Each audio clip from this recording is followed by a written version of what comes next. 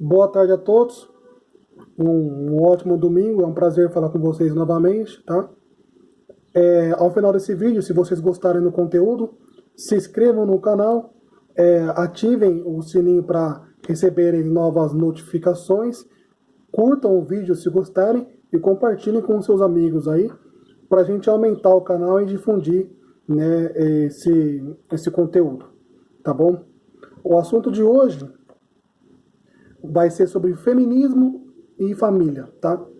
E como esse movimento e essa instituição, elas se conectam no mundo moderno, tá bom? Então vamos lá. O que é o feminismo? Segundo as feministas, tá? O movimento surgiu para acabar com a desigualdade e desvantagem das mulheres em relação aos homens. Mas a verdade é que as feministas querem a revolução sexual e culpam essas desvantagens pelo machismo. Ou seja, o feminismo nasceu em 1850, tá? No século XIX, né? Para acabar com essas desigualdades e desvantagens em relação ao homem, tá? Mas, na verdade, vocês vão ver ao decorrer da explicação sobre o movimento que o feminismo ele não está aqui hoje. Ele pode até ter nascido no século XIX para fazer com que as mulheres se tornassem iguais aos homens, tivessem os mesmos direitos políticos, civis e econômicos que os homens, né? Mas hoje o movimento ele é totalmente deturpado pela ideologia e pela política, né? As feministas elas não querem ter igualdade, né, e equidade em oportunidades sobre os homens, com os homens. Não. As feministas elas querem se sobrepor aos homens. Algumas delas, né, eu vou falar algumas autoras clássicas do feminismo, né, querem acabar com os homens se pudesse, tá? Isso é o que o movimento feminista prega hoje, tá? O movimento feminismo tem três ondas, tá bom? A primeira onda, como eu falei, começou no século XIX, em 1850, né? E qual era o motivo pelo começo do feminismo, né? Era pela luta do voto, né, e pela representatividade popular. Como eu disse anteriormente, os direitos civis, direitos políticos e direitos econômicos. Que hoje eu acho que ninguém discute que a mulher no Ocidente, com a moral judaico-cristã, tem a mesma liberdade que um homem, né? Acho que ninguém discute mais isso, tá bom? A segunda onda veio em 1960 e aqui começou o problema, tá? E aqui começou o problema. A segunda onda de 1960, ela começou a envolver assuntos baseados na sexualidade, né? Na sexualidade do homem mesmo, tudo que envolve relacionamento sexual, como aborto, métodos contraceptivos, poligamia, né? Que as feministas agora chamam de poliamor, o lesbianismo, né? Que algumas autoras do feminismo também falam sobre, tem até livro, né, chamado Corpo Lésbico, né, que falam que as mulheres deveriam ser lésbicas, né, deveriam banir totalmente os homens do relacionamento sexual, né, o que é uma coisa impossível de acontecer, tá?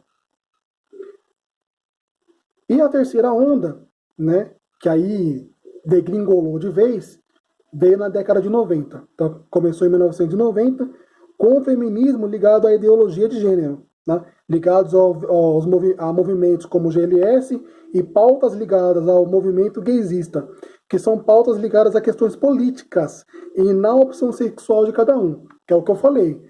O que deveria ser o movimento feminista, que era para conseguir igualdade e equidade em oportunidades, tanto para mulheres quanto para homens, ela foi deturpada.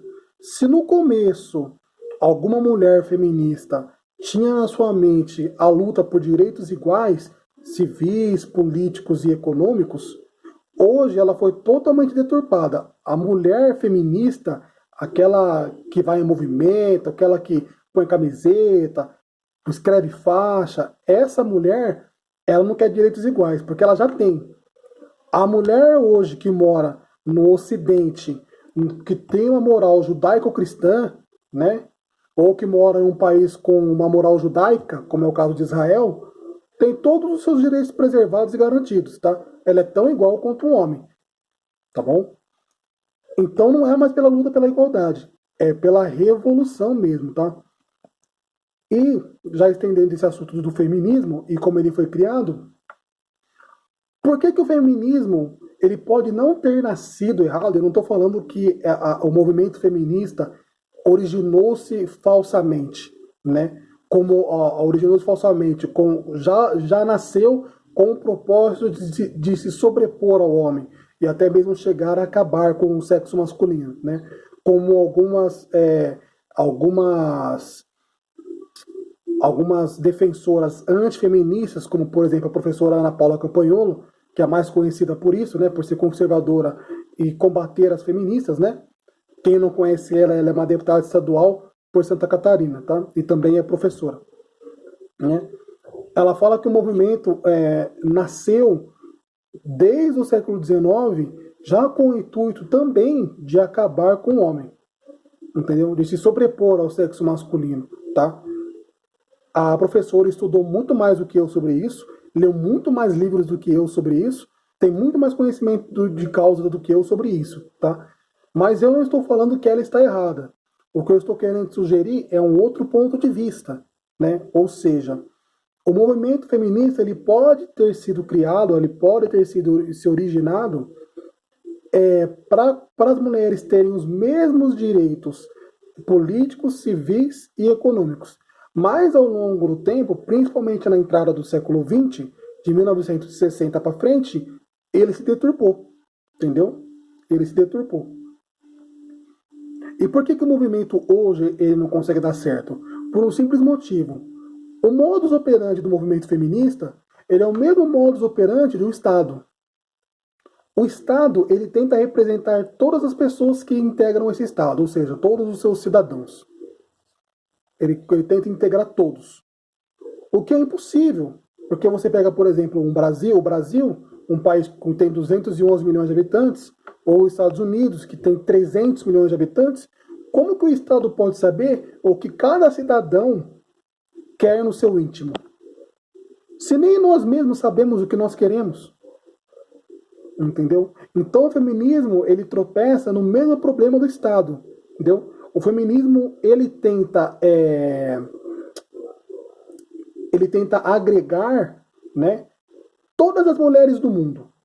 Ele tenta agregar. E quando eu falo todas as mulheres do mundo, é entre aspas, porque elas não só conseguem agregar todas as mulheres do mundo, né, como o movimento feminista hoje é um movimento hipócrita.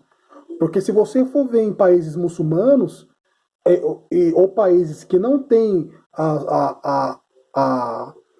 em todo o seu povo uma moral religiosa judaico-cristã ou judaísmo, você percebe que não há movimentos feministas por lá.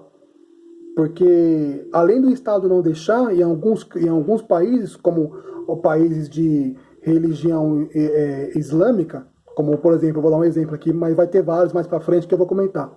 Mas vou dar um exemplo, por exemplo, o Egito, o Marrocos, você não vai ver movimentos feministas por lá. Porque não só o Estado não permite, como é até crime. Tá? Você não vai ver movimento feminista, você não vai ver movimento gaysista, você não vai ver movimento sobre os negros, você não vai ver nenhum tipo desses movimentos. Tá? Porque a moral deles é totalmente diferente da moral judaico-cristã, principalmente a islâmica, por causa da Sharia. Tá? Mas voltando para o feminismo, é por isso que o movimento ele já começa errado. Porque ele tenta agregar todas as mulheres do mundo e representá-las, o que é impossível. Porque hoje no mundo nós temos praticamente 7,9 bilhões de pessoas, vamos arredondar para 8 bilhões de pessoas. A gente pode supor que metade delas são mulheres, ou seja, 4 bilhões de mulheres no mundo. Como que o movimento feminista sabe o que cada mulher no mundo quer? Nem elas mesmas sabem o que elas querem. Você quer que eu dê um exemplo simples? Você aí, meu amigo, homem, hétero, que namora ou é casado com a sua esposa, né? Você fala para ela assim: Amor, aniversário de namoro, ou aniversário dela, dia dos namorados, se ela for mãe, dia das mães. Você chega pra ela e fala assim, amor, vou te dar um presente hoje. R$ 2.000, vamos no shopping? Vamos no shopping, a gente vai passar lá na Boticário, vai comprar perfume, vai comprar maquiagem, você vai comprar roupa. Hoje o dia é seu, faz o que você quiser. Você vai ver a quantidade de tempo que ela vai desperdiçar para escolher um perfume, uma maquiagem, uma peça de roupa. Por quê? Porque mulheres, por serem mais detalhistas, e isso está na natureza do sexo feminino, tá? Por serem mais detalhistas, mais apegadas, mais sentimentais, elas são mais, elas têm uma demora maior em tomar decisões mais simples, mais objetivas do que o homem, entendeu? Quer ver outro exemplo que consegue representar muito bem como o movimento feminista não funciona? Entrevista de emprego.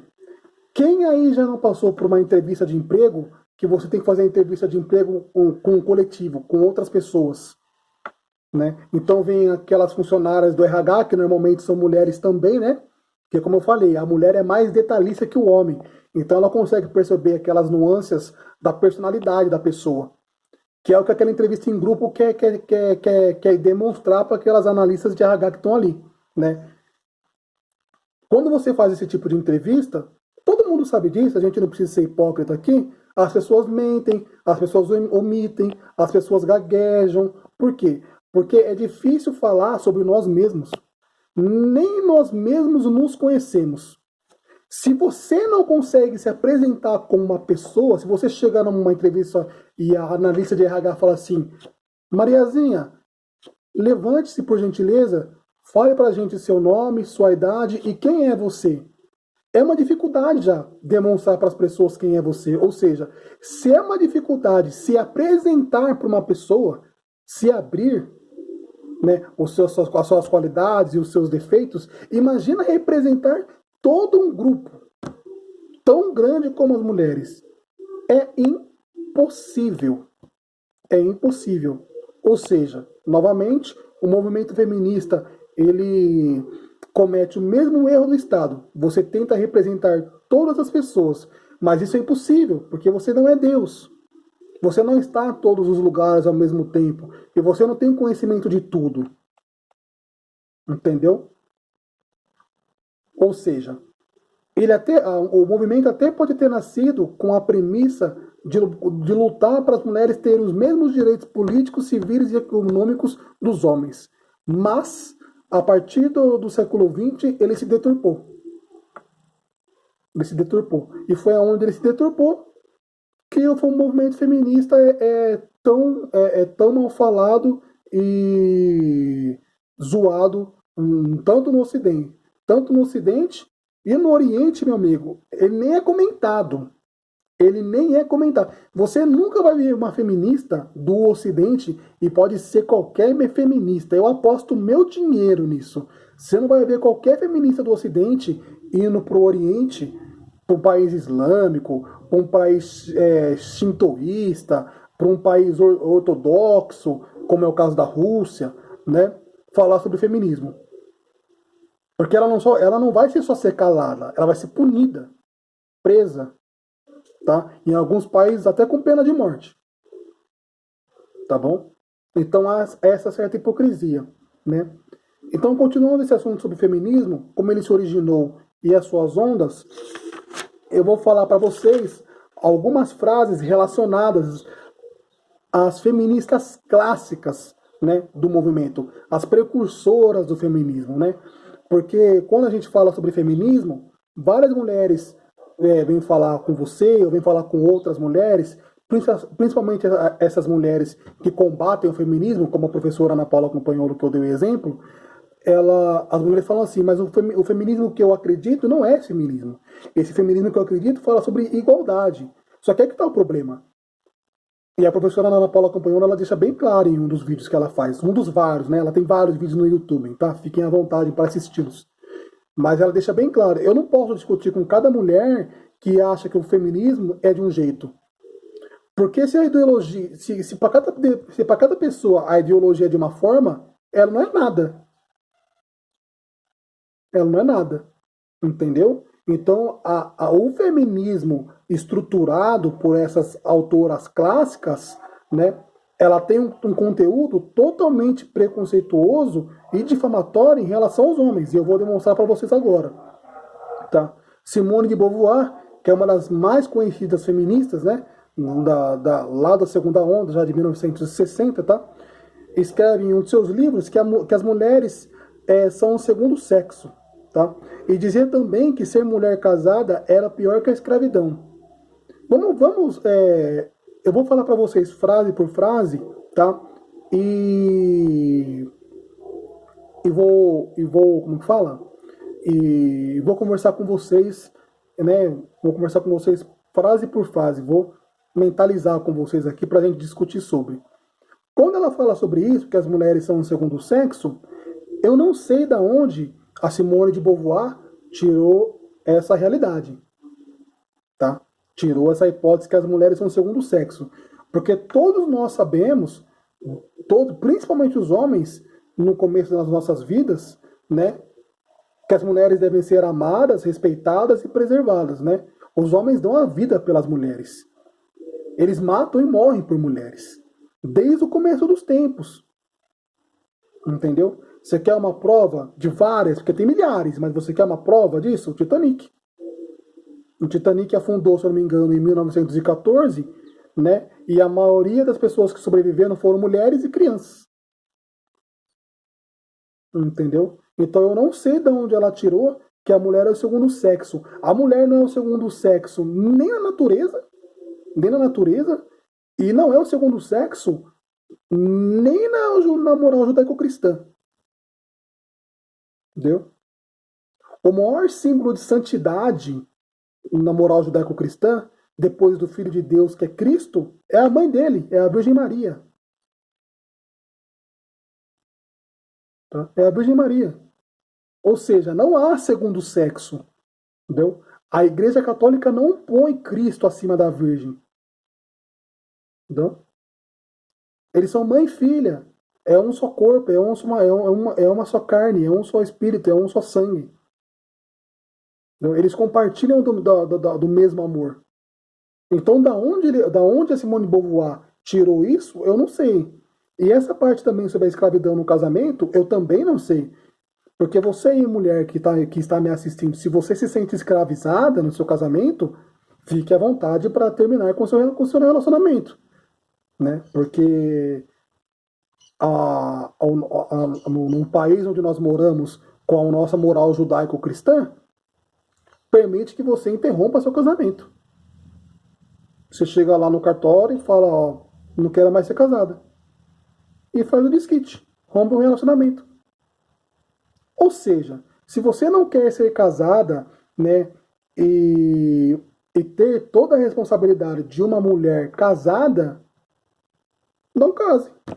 E se você casou e o que você está vivenciando, você não gosta daquilo, se separe.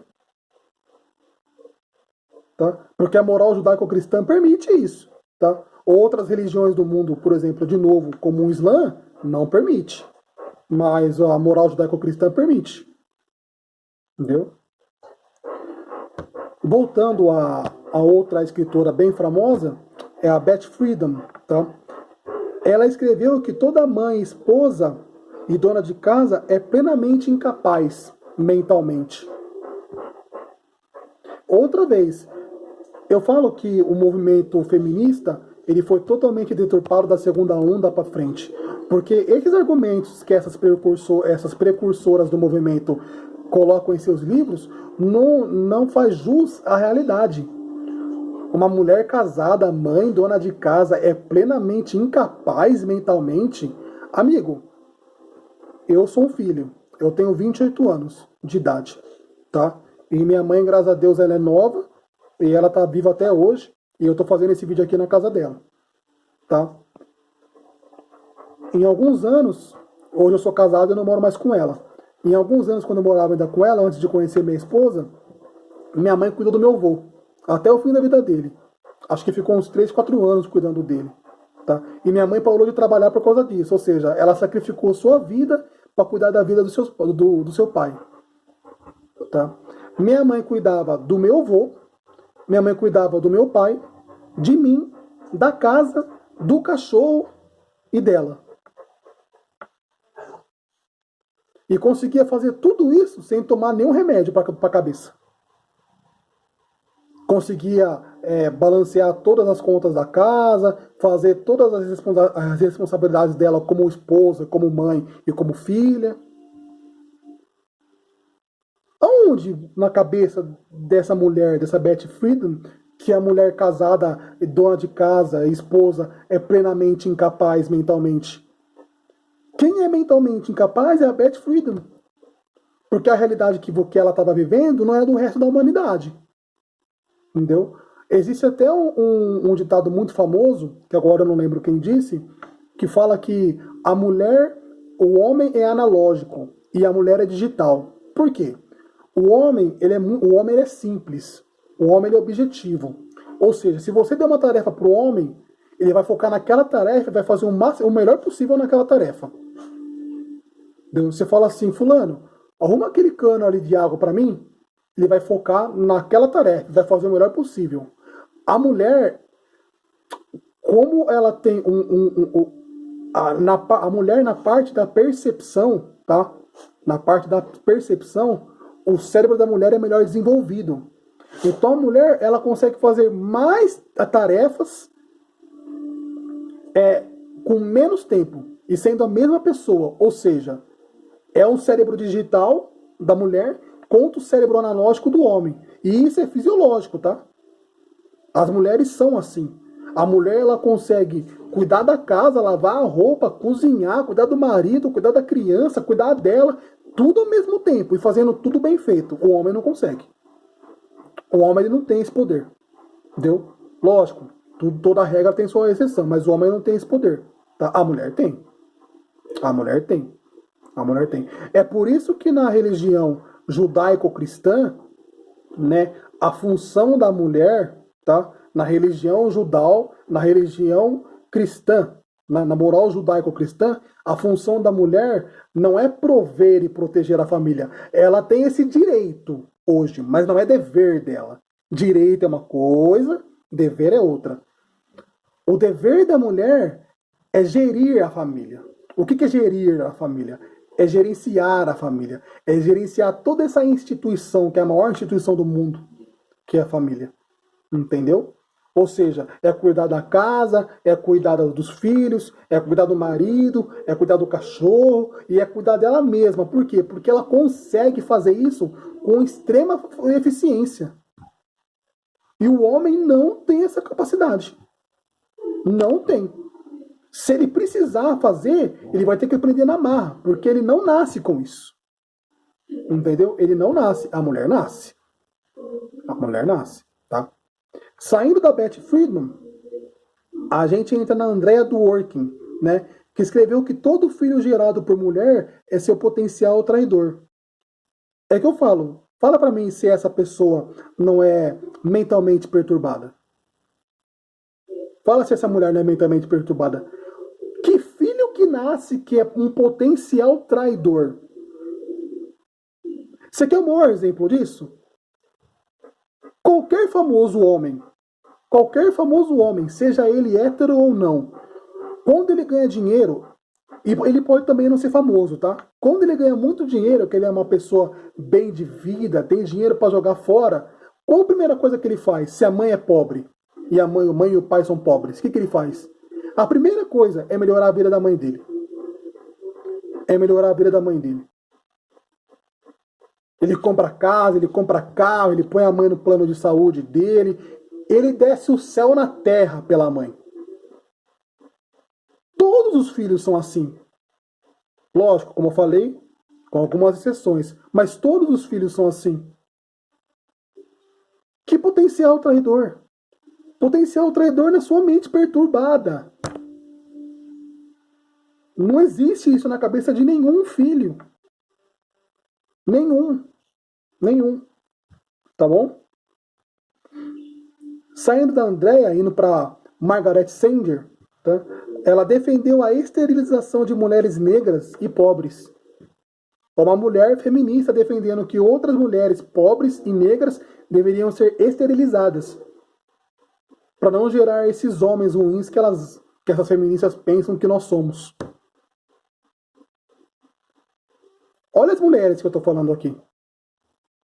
Defender esterilização.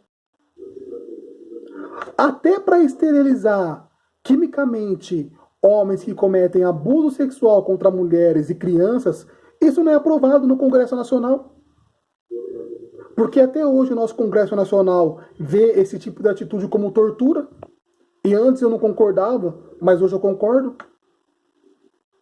Por quê? Porque você vai infligir porque, vamos supor, o homem comete pedofilia ou estupro, ele vai preso. Você castra ele quimicamente, ele vai ter problemas com isso pro resto da vida. Pro resto da vida. Provavelmente ele vai ter que tomar remédio e tal. Se não tomar remédio para fazer reposição hormonal, ele vai ter que tomar remédio para a cabeça. Por quê? Porque tanto para o homem quanto para a mulher, mas principalmente mais para o homem, o seu órgão genital é o pináculo da sua masculinidade. É o exemplo máximo da sua masculinidade. Quando ele perde isso, ele acha que ele parou de ser homem.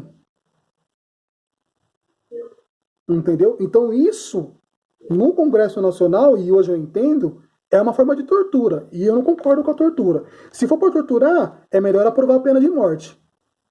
Porque é mais digno. Pelo menos você mata, o Estado ordena, o Estado condena o pedófilo e o estuprador à pena de morte, né? O Estado vai lá, sentencia a pessoa à morte e executa. É mais digno. Porque assim ele não vai cometer um crime nunca mais com ninguém. Entendeu? Mas, voltando ao assunto aqui das feministas, saindo da Margaret Sanger, né? A Monique Wittig, tá? Escreveu que para ela a mulher não existe, é uma invenção cultural, né? E isso ela está realmente certa, tá? Não existe mulher, existe macho e fêmea.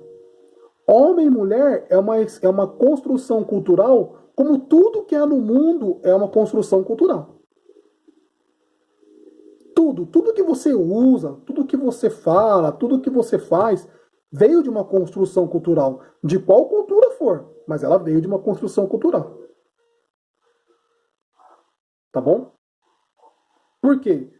Porque, como a Simone de Beauvoir fala em um dos seus livros, e ela concorda com a Monique Wittig, a mulher não nasce mulher, torna-se mulher. Por quê? Porque na sociedade existe o papel do homem e o papel da mulher. Eu já falei aqui, na sociedade judaico-cristã, o papel da mulher em relação à família, por isso que o nome desse vídeo é Feminismo e Família, em relação à família, não à sociedade. Em relação à família, é gerenciar a família. Entendeu? É gerenciar a família. Entendeu? Toda aquela estrutura familiar, toda aquela instituição, esse é o dever dela. Entendeu? E o dever do homem é prover e proteger. Prover a alimento, a alimento e toda a estrutura que a sua esposa e seus filhos necessitam e protegê-los. Esse é o dever do homem. Entendeu? Então, realmente, aqui ela tá certa. Tá? Esse arquétipo mulher que existe na sociedade e em qualquer sociedade é uma construção cultural. A mulher brasileira não é a mesma mulher norte-americana, né? Que também não é a mesma mulher islâmica, né? Porque aqui no Brasil nós temos uma cultura judaico-cristã, né? Na América do Norte, nos Estados Unidos, os pais fundadores eram protestantes. São cristãos, mas de outra matriz. Outra moral. Outra moral. Tá bom? E o Islã é diferente das duas. Ou seja, tem outra função da mulher dentro do seio da família. Tá bom? Ela tá certa nessa parte, só que ela deturpou. Entendeu? A mulher, a função da mulher é uma construção social, mas isso não é um problema. Não tem problema nenhum nisso. Você quer um exemplo? Que tudo é função social? Que tudo é uma construção social? Os cachorros. Por exemplo, por que que para resgate e para farejar drogas ilícitas, as polícias usam mais os labradores? Porque o labrador tem mais essa personalidade de fazer buscas e encontrar drogas. Ele é um cão menos agressivo. Agora, por exemplo, se você quer um cão para agressividade, para manter a ordem, você não vai usar o labrador. Porque ele não tem essa personalidade. Esse cão não tem essa característica. Né? Então, o que, que você usa? Você usa o pastor alemão, você usa o Rottweiler, que tem essas características. Ou seja, dentro das características dos cachorros, se criou uma cultura. Ó, para busca e apreensão de drogas, a gente usa o labrador. Para manter a ordem, a gente usa o pastor alemão, o Rottweiler, que são mais agressivos. Tudo é uma construção cultural, em qualquer sociedade do mundo. Não existe sociedade sem construção cultural. E não existe sociedade sem uma matriz religiosa. Nenhuma. Não existe. Aqui tentou ser criada sem matriz religiosa foi a Revolução Francesa. E vocês viram como ela terminou, né? A Revolução Francesa, ela era de matriz ateia. Não acreditava em Deus, tão pouco na igreja. Sabe o que ela fez? Matou 20 mil padres. Foi isso que a Revolução Francesa fez. E a liberdade, igualdade e fraternidade, Hugo? Foi pro espaço. Olha que legal. Foi pro lixo. Entendeu? Voltando aqui, tá? Voltando agora para Simone de Beauvoir. A Simone de Beauvoir, para ela fala que liberdade é praticar o aliciamento de menores para ter relações lésbicas e polissexuais, tá? Para quem não acredita em mim, né?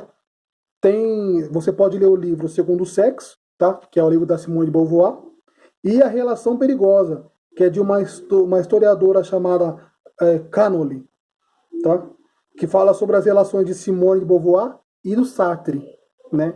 Que era o seu amante, né? Olha que engraçado. Eu sou contra o homem, eu acho que o homem tem que acabar, né? Eu acho que as mulheres têm que se sobrepor aos homens, mas eu tenho um relacionamento com um homem hétero. Se fala se isso não é uma hipocrisia enorme, né? Não parando por aí, tá? A Margaret Sanger, né, fala que liberdade é matar os próprios filhos caso se torne conveniente. Não estou falando que esse tipo de mulher tem problema mental. Esse tipo de mulher tem problema mental. Ah, eu engravidei, mas as crianças estão dando muito trabalho. Deixa eu ali pegar o facão. Vai. Rapidinho, a gente já mata logo os 3 e boa. Porque eu quero a minha liberdade. Minha liberdade é melhor do que meus filhos. Então vamos picar tudo no facão e boa. Entendeu? E para Pat Friedman, liberdade é se ver livre de filhos, marido e a fazer domésticos. Sim, realmente. Para algumas mulheres, serem livres é se ver livre de todas dessas responsabilidades da família. A mulher é obrigada a ter família? Não. Pelo menos no Ocidente, com moral judaico-cristã, ela não é. Nem um pouco. Tá? Ela não é obrigada a nada. Tá bom? Então é por isso que eu falo para vocês que o feminismo pode até ter nascido no século XIX com uma boa intenção, mas a partir do século XX ele se deturpa totalmente, tá? E falando sobre as mulheres e seus direitos, principalmente no Ocidente, tá? Com a moral judaico-cristã, as mulheres não só têm direitos, como elas têm privilégios. Elas têm mais privilégios que os homens no Ocidente, tá bom? Por exemplo, elas se aposentam primeiro, contribuem menos para a Previdência e vivem mais tempo que um homem, que em média duram 13 anos. Ou seja, elas gozam mais do auxílio previdenciário, ou seja, da aposentadoria. Os homens pagam 140% de previdência, os 100% deles, que eles precisam para se aposentar, e mais 40% da mulher. Porque a mulher se aposenta bem mais cedo do que ele. Para você ver como existe, não só existe na sociedade com matriz judaico-cristã direitos iguais, mas existem privilégios para as mulheres. Como também existe privilégio para os homens, logicamente, tá? Não estou falando que não existe, mas existe privilégios para as mulheres, tá? As mulheres, por exemplo, são 60% dos universitários. De cada 10 pessoas que se formam nas universidades, 6 são mulheres. As mulheres são a maioria. Tá? Outros privilégios, por exemplo, a lei do feminicídio, né?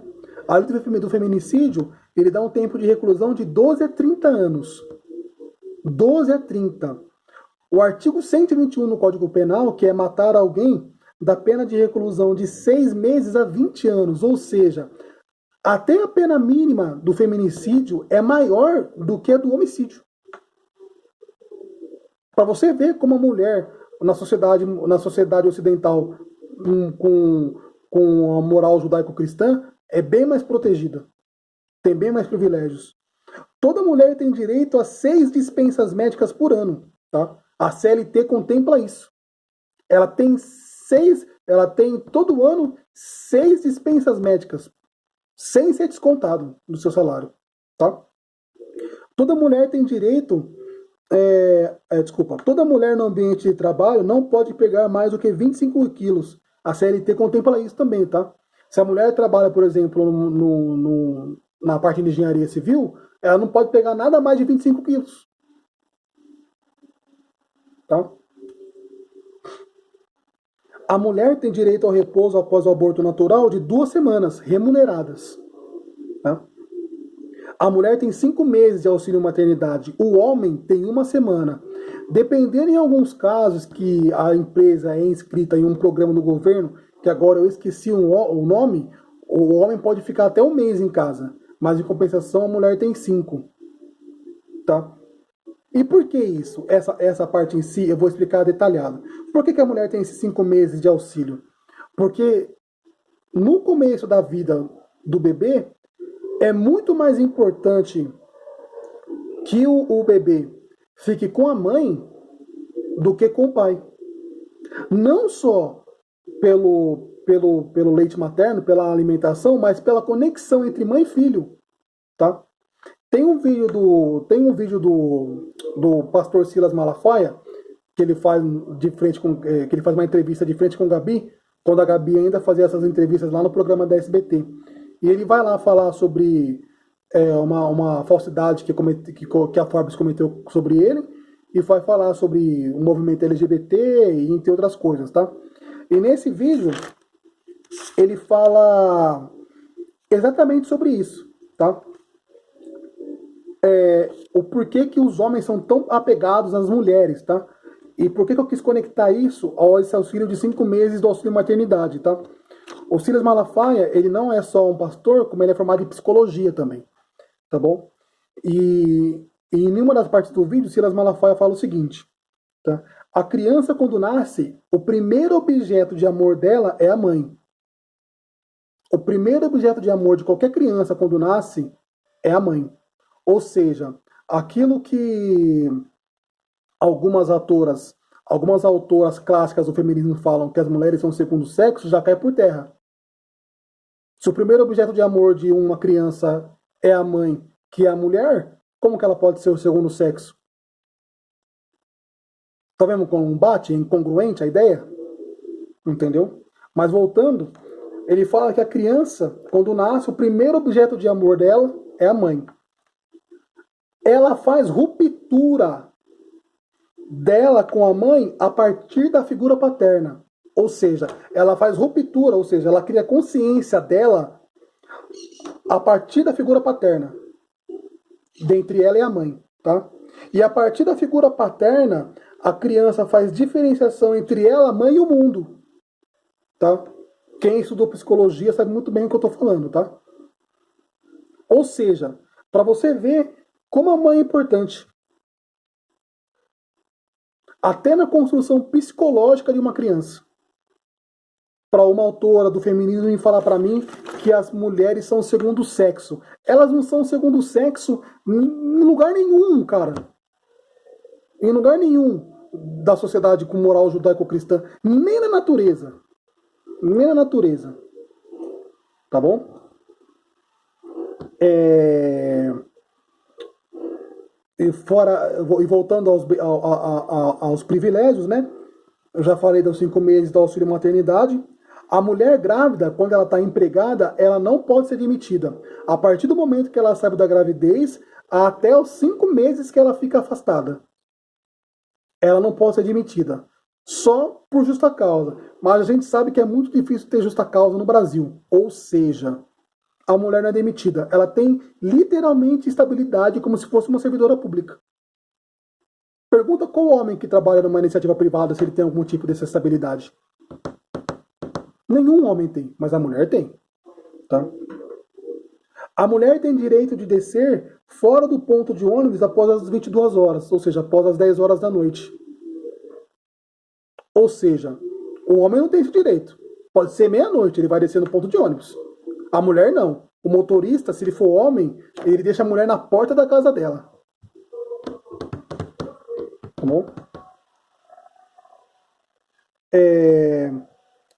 A mulher também tem direito de intervalo antes do cumprimento de horas extras, tá? Só que esse direito também não é reservado só a elas, tá? Os homens também têm intervalo de alguns minutos quando vai fazer horas extras, que hoje só é permitido por lei 2 horas de hora extra por dia, tá? E tem delegacias exclusivas para as mulheres, tá? Entre vários outros privilégios, tá? Eu nem coloquei todos aqui, entre vários outros privilégios, tá? Ou seja, o que eu estou demonstrando aqui? A mulher não é o segundo sexo na sociedade com moral judaico-cristã. Ela não é, tá? Tem um programa que eu sigo, eu já falei para vocês isso em outros vídeos, que é o Rasta News, né? Esse programa fica dentro de um canal no YouTube que chama Brasil Paralelo, né? Esse Rasta News acontece toda sexta-feira às 8 horas da noite. E esse programa tem um capítulo, né? Tem um capítulo que fala sobre empoderamento feminino, né? Ele quis dizer, o capítulo é para falar sobre o feminismo, mas eles colocaram o título como empoderamento feminino, tá? E quem apresentou, por mais engraçado que seja, e para mim esse é o melhor vídeo do Rasta News até hoje, quem apresentou não foi o Rasta, foi o irmão dele, Amal, tá? Foi a irmã dele que apresentou. Porque ele começa no vídeo falando que ele não tem lugar de fala. Entendeu? Aquela idiotice que a gente sempre ouve, né? Ah, você não tem lugar de fala. Amigo, eu sou cidadão, eu falo sobre o que eu quiser. Para falar do meu filho, eu não preciso ter útero. Porque até onde eu saiba na biologia, a mulher não gera filho sozinho. Então, eu posso falar sobre o que eu quiser, sobre qualquer assunto. Desde que eu conheça sobre ele. Desde que eu estude sobre o assunto. E nesse episódio sobre empoderamento feminino, né, a Mal, ela indaga que se hoje, nesse mundo moderno, ela fosse homem, né, ela criaria uma ideologia onde, primeiro, colocaria todas as mulheres do mundo para trabalhar e controlar toda a produção do mundo. Né? Ou seja, aconteceria a queda do patriarcado, né? Que é o que as feministas gostam de falar, a queda do patriarcado. Vamos derrubar esse patriarcado. Vamos acabar com tudo, né? Os homens mandam no mundo inteiro, os homens mandam no mundo inteiro. Amigo, os homens mandam nas suas empresas. Nas suas empresas, os homens mandam. Todo mundo sabe quem é casado hoje, principalmente hoje, no século XXI. Tá? Que eu até falo, no século XIX, XVIII, XVII, XVI, XV, até o começo do século XX, as mulheres tiveram que conquistar seu espaço na sociedade. Tá? Mas hoje, no século XXI, Todo mundo sabe que quem manda dentro de uma casa, quem controla, quem faz todo o gerenciamento não é o homem. É a mulher. Quem manda é a mulher. Por essa luta pela liberdade, que é justa, que é digna. E que deve ser feita. Tá? Porque no Ocidente, com matriz moral judaico-cristã, a mulher tem esse dever de gerir a casa. De gerir a instituição da família. Entendeu? Todo mundo sabe que quem manda é a mãe, é a esposa. Qualquer mulher ou homem da minha idade, eu tenho 28 anos, que tem aí Facebook, Instagram, Kawaii, TikTok, qualquer dessas redes sociais que faz vídeos sobre memes sobre zoeira de relacionamento, todo mundo sabe que os homens sempre se zoam, né? Pede pra mulher pra poder jogar bola, pede pra mulher pra poder fazer um bico, né? Zoa a mulher e apanha e acha engraçado. Todo mundo sabe que quem manda no relacionamento é a mulher. É a mulher que faz o caminho. O homem só provê e protege. Esse é o dever dele, lógico. Dentro disso, ele também tem o direito de gerenciar a família, que ele faz parte dessa instituição. Mas o dever máximo do homem é proteger e prover. Só. Esse é o dever máximo do homem. Tá? Então a Mal fala que ela colocaria todas as mulheres do mundo para trabalhar, ou seja, seria a queda do proletariado, né? E se fosse homem, ela ficaria em casa até os 35 anos, se ocupando de não se ocupar. Né? Ou seja, fazendo o que as mulheres faziam desde o começo dos tempos, que era o homem saía para prover a família, e se precisasse protegê-la, e a mulher ficava em casa, gerenciando a família. Entendeu? E eu vou explicar mais pra frente o porquê disso para encerrar o vídeo depois, tá? Segundo, inventar a justificativa que for para a mulher querer ter relações sexuais, sem nenhuma responsabilidade para o homem. Cara, para um homem cafajeste, para um homem moral, né? Para um homem que não tem caráter, né? Essa segunda parte da ideologia da Mal seria excelente, e isso já existe hoje. Quantos homens são desse jeito? Pega uma menina aqui, usa, joga fora, pega outra menina aqui, usa, joga fora, pega outra menina lá, usa, joga fora. Cara, seria excelente. É excelente. Por quê? Porque você transa com várias mulheres e não tem responsabilidade nenhuma sobre elas. Olha que legal. Você satisfaz a sua necessidade biológica e não tem responsabilidade nenhuma sobre elas. Né? E terceiro, dar à mulher todo o direito irrevogável do multiverso de abortar. Assim libera o homem de seu compromisso como pai. Nossa, para um homem cafajeste, mau caráter, isso aqui, nossa, é o suprassumo mesmo. Dá para a mulher o direito de abortar aí, os filhos, tudo aí, que aí já me tira essa responsabilidade de criar filho, ficar dando pensão, ficar cuidando de criança, né? Que criança é um ser humaninho bem complicado de lidar, né? Você tem que educar, você tem que proteger, você tem que prover, você tem que ter paciência, você tem que ser benevolente. Entendeu? Então, para o homem, isso aqui nossa, é interessante. Interessantíssimo. E a pergunta que a Mal faz sobre isso tudo, né? Que empoderamento é esse? Que as feministas acham que deram para as mulheres. Porque sabe o que as mulheres conseguiram hoje? Primeiro, serem objetificadas, né? Homens mau caráteres tratarem elas como objetos, e algumas delas até gostam e vivem disso. Né? Todo mundo fala que a profissão mais antiga do mundo era a prostituição, né? Mas desde o começo dos tempos a prostituição era mal vista. Hoje, pelo contrário, tem mulheres que se gabam disso e se sentem dignas com isso. Né? E ganham muito dinheiro com isso, porque tem palhaço que paga. Entendeu?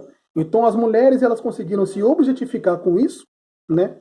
Por causa do movimento feminista, e algumas delas se sentem confortáveis sobre isso, né?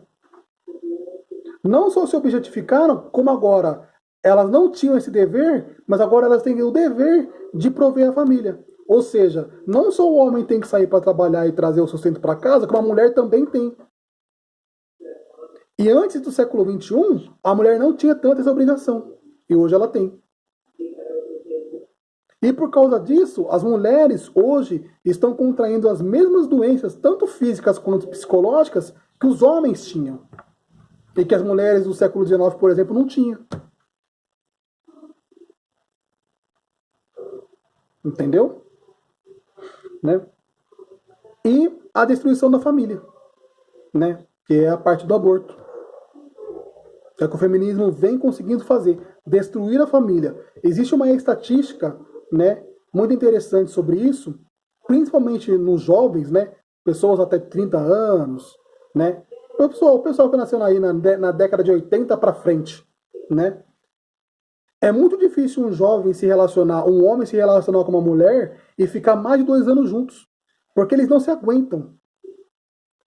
Eles não são pacientes, eles não sabem ser benevolentes. Por causa disso. Por causa do movimento feminista. O movimento feminista, se ele nasceu com objetivos justos, ele acabou se transformando no mal que ele se iniciou para combater. Foi isso que o movimento feminista causou. Tá? O tempo desse vídeo está acabando, eu vou finalizar ele no próximo vídeo, tá bom? Até breve.